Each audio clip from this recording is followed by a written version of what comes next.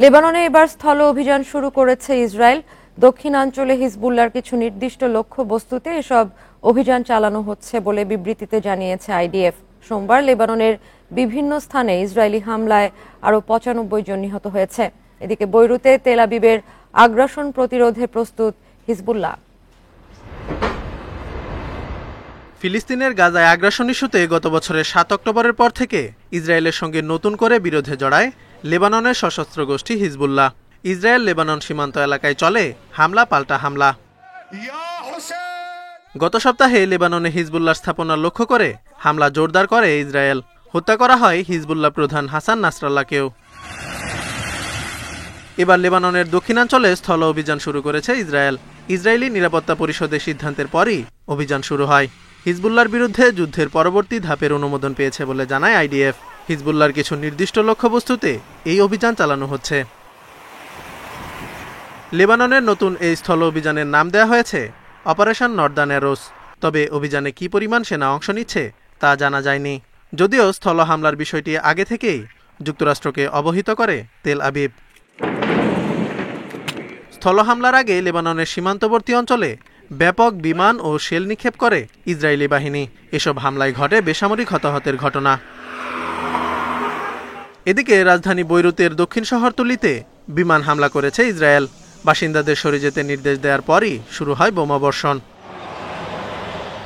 লেবাননে ইসরায়েলি আগ্রাসন প্রতিরোধে প্রস্তুত বলে জানিয়েছে হিজবুল্লাহ। দ্রুত সংগঠনের নতুন প্রধান নিয়োগ দেওয়া হবে বলে জানায় ইরানপন্থী সশস্ত্র এই গোষ্ঠী। গাজা ও লেবাননে ইসরায়েলি হামলা বন্ধে বল প্রয়োগে জাতিসংঘের সুপারিশ করা উচিত বলে মন্তব্য করেছেন তুর্কি প্রেসিডেন্ট। ১৯৫০ সালে পাশ হওয়া শান্তি চুক্তির আওতায় এই পদক্ষেপ নেয়ার তাগিদ রিসেপ তাইয়েপ এরদোয়ানের।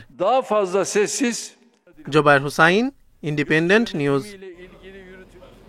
আবারও লেবানন প্রসঙ্গ। লেবাননে ইসরায়েলি সেনাদের স্থল অভিযান এবং মধ্যপ্রাচ্য সংকট নিয়ে কথা বলতে আমাদের সাথে যোগ দিয়েছেন দৈনিক নয়া দিগন্তের নির্বাহী সম্পাদক মাসুমুর রহমান খলিলি।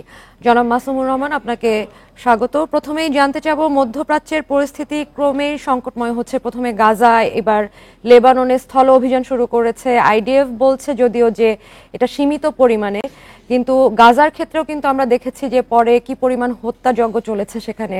গাজার মতোই কি লেবাননে এরকম গণহত্যা চলবে কিনা আপনার কি মনে হয়? আপনি যথার্থই বলেছেন।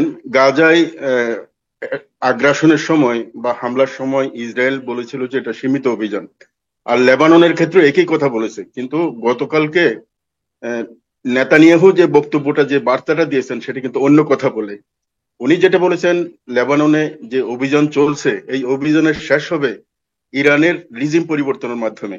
আমরা সবাই জানি এখন প্রতিরোধ যে অক্ষটা আছে, এটার পেছনে ইরানের সমর্থন আছে। ইরান প্রকাশ্য যদিও এখনো পর্যন্ত যুদ্ধ ঘোষণা করেনি, তবে ইরানের ধর্মীয় নেতা আয়াতুল্লাহ খামেনি যেটা বলেছেন, তারা প্রতিরোধ গোষ্ঠী যে হিজবুল্লাহ, তাদের পাশে থাকার কথা বলেছেন। এখন নেতানিয়াহুর যে বক্তব্য এবং ইরানের ধর্মীয় নেতৃত্বের যে বক্তব্য আমরা দেখতে পাই, তাতে একটা সংঘাত মনে হয় ব্যাপক রূপ নিতে পারে। এর মধ্যে আমরা জানি লেবাননে স্থল অভিযান শুরু করেছে, যদিও সীমিত বলা হচ্ছে। এই অভিযানের ধরন দেখে মনে হয় না এটা সীমিত, কারণ বিপুল সংখ্যক ট্যাঙ্ক নিয়ে আসা হয়েছে লেবানন সীমান্তে। আর সেই সীমান্ত থেকে জাতিসংঘের যে শান্তিরক্ষী ছিল তারা, ফলে মনে হচ্ছে এই অভিযান খুব সীমিত হবে না এবং এটা মধ্যপ্রাচ্যের অন্যান্য রাষ্ট্র ছড়িয়ে যেতে পারে। আমার ধারণা শেষ পর্যন্ত যদি এখানে বৃহৎ শক্তিগুলো যুক্ত হয়ে যায়, তাহলে এটা ব্যাপক একটা আঞ্চলিক যুদ্ধের রূপ নিতে পারে। জনাব মাসুমুর রহমান, আরেকটি জিনিস জানতে চাচ্ছিলাম। হিজবুল্লাহকে বিশ্বের সবচেয়ে শক্তিশালী নন স্টেট সামরিক শক্তি বলা হয়। ২০০৬ সালেও কিন্তু হিজবুল্লাহর বিরুদ্ধে ইসরায়েল স্থল অভিযান পরিচালনা করেছিল, কিন্তু তারা ব্যর্থ হয়েছিল। এখন আবার পরিস্থিতি অনেকটাই ভিন্ন, কারণ যেই নেতা হিজবুল্লাহকে নেতৃত্ব দিয়েছেন গত ৩২ বছর ধরে, তিনি ইসরায়েলের হামলায় মারা গেছেন। তো এখন কি হিজবুল্লাহ পারবে কিনা? আসলে আপনি যথার্থ বলেছেন। হিজবুল্লাহ হচ্ছে অরাষ্ট্রিক সবচেয়ে বড় একটা মিলিশিয়া গোষ্ঠী, আর সেই গোষ্ঠীর প্রধান যিনি ৩০ বছর ধরে নেতৃত্ব দিয়ে আসছেন, হাসান নসরুল্লাহ, উনি মারা গেছেন। কিন্তু হিজবুল্লাহর ইতিহাসে তাদের যে প্রথম প্রধান যিনি ছিলেন তিনিও কিন্তু ইসরায়েলের হাতে এভাবে নিহত হয়েছিলেন। এবার যেটা ব্যতিক্রম সেটা হচ্ছে কি হিজবুল্লাহ শীর্ষ সারির অনেক নেতাই কিন্তু মারা গেছেন, অনেক কমান্ডারই মারা গেছেন। আবার একই সাথে হিজবুল্লাহ অতীতের তুলনায় অনেক বেশি শক্তি অর্জন করেছে। ফলে অতীতের 3বার ইসরায়েলের লেবাননে হামলার যে প্রতিক্রিয়াটা, যে অবস্থাটা, তার চাইতে এবার মনে হয় প্রতিরোধ শক্তিটা হিজবুল্লাহর অনেক বেশি হবে। কারণ হিজবুল্লাহর নেতৃত্ব মারা গেলেও তাদের যে আহ, মানে শক্তি অর্জনের নেটওয়ার্ক যেটা আছে সেটা অক্ষুণ্ণ আছে। এবং ওই সময় শুধুমাত্র হিজবুল্লাহ একা ছিল, এখন আনসারুল্লাহ হুতি ইয়েমেন থেকে, ইরাকের প্রতিরোধ গোষ্ঠী, সিরিয়ান প্রতিরোধ গোষ্ঠী, সর্বোপরি ইরান অনেক শক্তিমত্তা নিয়েই এর সাথে যুক্ত হচ্ছে। আর সিরিয়ায় এর মধ্যেই রাশিয়ান সামরিক উপস্থিতি আছে। কোনো কারণে এই গোষ্ঠীর সাথে যদি রাশিয়ার সংযুক্তি ঘটে তাহলে এই যুদ্ধ মনে হয় ইসরায়েলের জন্য ভয়ঙ্কর হতে পারে। তবে আপাত দৃষ্টিতে মনে হচ্ছে হাসান নসরুল্লাহর মৃত্যুর পরে হিজবুল্লাহ শক্তি অনেকখানি কমে গেছে। আমাদের আরেকটু অপেক্ষা করতে হবে, বিশেষ করে স্থল অভিযান যেটা শুরু হলো, এটা কয়েকদিন যাওয়ার পরে এটার প্রতিরোধ কেমন পর্যায়ে আসে তার উপর অনেক কিছু নির্ভর করবে। আরেকটা বিষয় খুব গুরুত্বপূর্ণ, সেটা হচ্ছে আমেরিকান প্রায় 2 লক্ষ সৈন্য এই মধ্যপ্রাচ্যে আসার জন্য প্রস্তুত করার খবর কিন্তু আমরা জানতে পেরেছি। এই যুদ্ধে যদি আমেরিকা খুব ব্যাপকভাবে যুক্ত হয়ে যায় তাহলে এটার প্রভাব হয়তো পড়বে। তবে আমেরিকার এই নির্বাচনের আগে এ ধরনের একটা যুদ্ধকে ব্যাপকতর করার জন্য সংযুক্ত হবে কিনা তাতে কিছুটা কিন্তু সন্দেহ আছে।